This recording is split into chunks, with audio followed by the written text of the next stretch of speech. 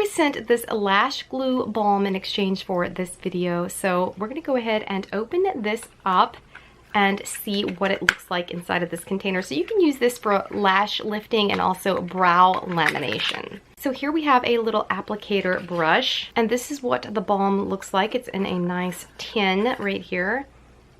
It has a nice kind of a citrusy fragrance almost. So this has vitamin E, olive oil, glycerin, and beeswax in the ingredients. So we're gonna go ahead and try this out on our brows. Okay, so I'm gonna go ahead and apply some of this to the brows right now, and we'll see if we can get those into place. It seems like they're already looking a lot neater and hopefully will stay put better if that's something that you're concerned about.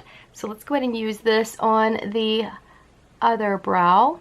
I like how this is a more natural ingredients, it seems like, according to the ingredient list. This just seems like something that's going to be a lot more natural and comfortable to use. So that is what they look like now. So hopefully they're going to stay in place, and this just smells great and it even looks great in this little tube, pretty pink color. So excited to have this included in my cosmetics now.